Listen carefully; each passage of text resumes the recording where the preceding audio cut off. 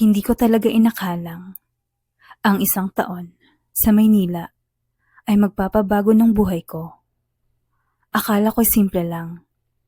Lipat ng unibersidad, hanap ng bagong kaibigan, tapos na. Pero isang pangalan lang pala ang kailangan para magulo ang lahat. Si Cheska. Siya yung roommate ko. Tahimik, palaging naka-headphones, at tila allergic sa kahit anong may kinalaman sa pag-ibig. Ako naman si Eileen, hopeless romantic. Minsan madrama, pero laging may bitbit na pangarap tungkol sa forever. Isang dorm room, dalawang magkaibang mundo, at isang lihim na matagal nang naitago. Una ko siyang nakita sa labi ng dorm.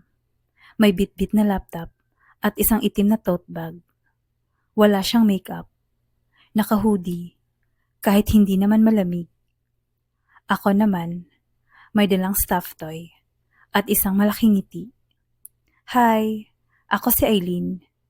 Sabay abot ng kamay. Tiningnan lang niya ako. Tsaka tumango. Cheska. At yun na yun. Wala nang follow-up. Parang may invisible wall na agad sa pagitan namin. Pero ako, hindi ko siya tinigilan. Sa bawat gabi na magka-roommate kami, kinikwento ko sa kanya ang mga love stories ng mga kaibigan ko. O di kaya'y sariling fantasies. Grabe, Cheska. Nakita mo ba yung guy sa literature class? Ang hot.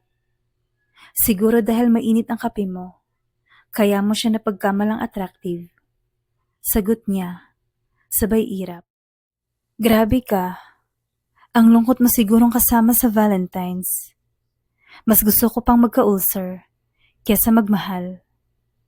Ganito kami halos gabi-gabi. Ako, kwento ng kwento. Siya naman, sarcasm ng sarcasm. Pero kahit ganun, hindi ko siya tinigilan. Kasi may mga gabi ring pinapansin niya ako. Minsan, bigla niya akong binilhan ng taho. Minsan, hinayaan niya akong mahiga sa kama niya habang nanonood kami ng Netflix. At unti-unti na akong na-curious.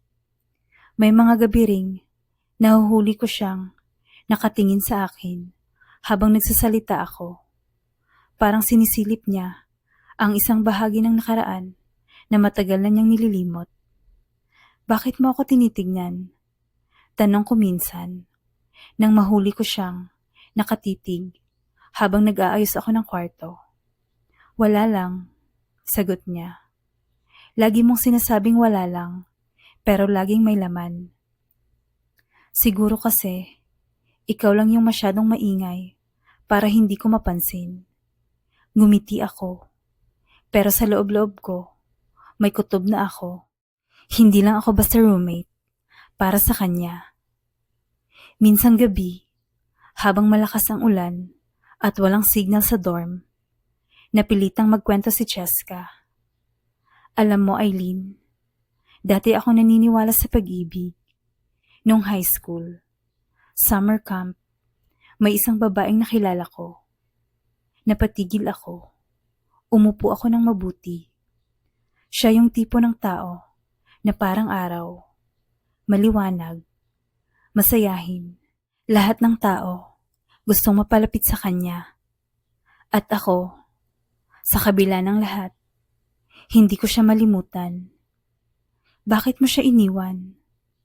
Hindi ko siya nakilala ng buo. Hindi niya ako kilala. Pero minahal ko siya mula sa malayo. Hanggang ngayon, dala ko pa rin. Tahimik. Sa loob-loob ko, kinabahan ako. Parang may bahagi ng kwento na pamilyar. Anong pangalan niya? Tanong ko. Hindi siya sumagot.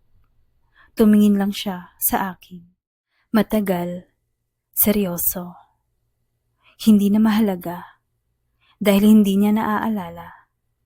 At doon ko naramdaman, ako yun.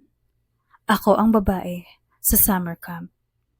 Isang gabi, habang umuulan, bumagsak ang kuryente. Nasa kama ako, nakabalot sa kumot. Dumating si Cheska. Basa ang buhok, pero walang payong. Cheska, anong ginagawa mo sa ulan? Wala lang. Nakakamiss lang, umiyak habang walang nakakakita.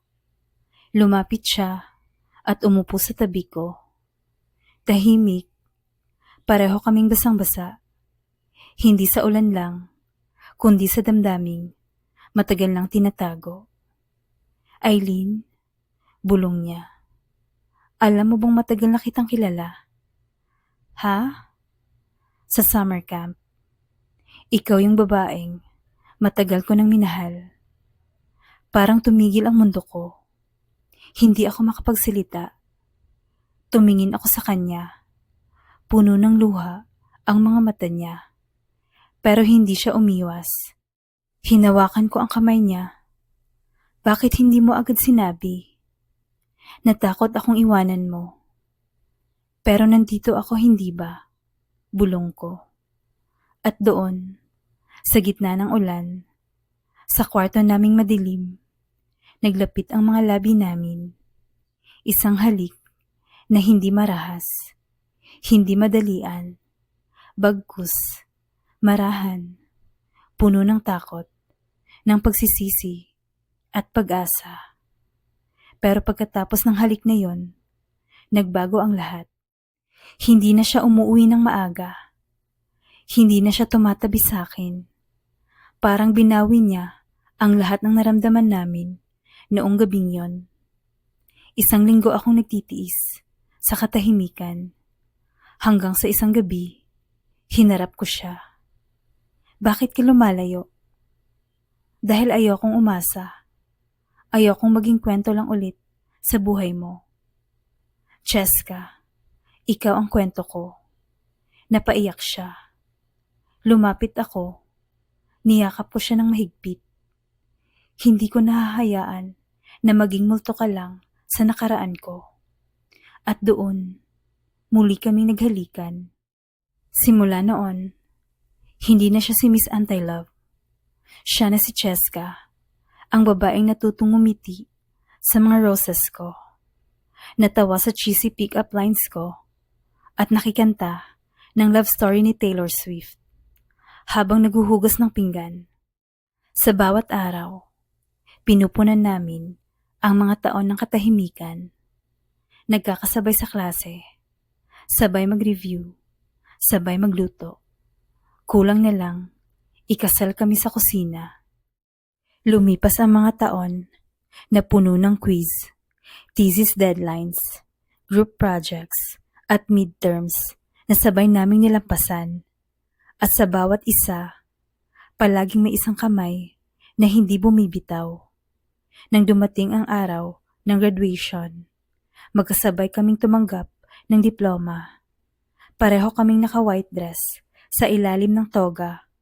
At habang sinisigawan kami ng mga kaibigan, tiningnan ko siya, si Cheska, ang dati kong roommate na galit sa pag-ibig. Ngayon, siya na ang taong kasama kong lumalaban para sa pangarap.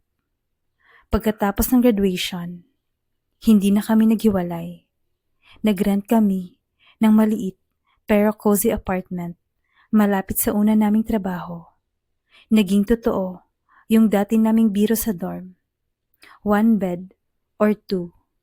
Sabay pa rin kaming namimili ng kurtina, naghahati sa bayarin at nagpapalitan ng lunch sa trabaho. At kahit pagod sa buong araw, pag-uwi, may nag-aabang pa ring yakap, may halik sa pisngi, may kumusta ang araw mo, at tulog ka na, mahal. Isang gabi, habang nakapajama at nakahiga sa sofa, niyakap ako ni Cheska mula sa likod. Thank you, Aileen, bulong niya. Dahil hindi ka sumuko. Ngumiti ako at hinalikan ang kanyang noo. Sino bang susuko sa taong mahal niya? Tumawa siya, tumitig sa akin at muli kaming naghalikan. Hindi na puno ng takot o pangamba, kundi ng katiyakan. Katiyakang ito na ang simula ng habang buhay naming dalawa. Thank you for watching. Please don't forget to like and subscribe. Bye.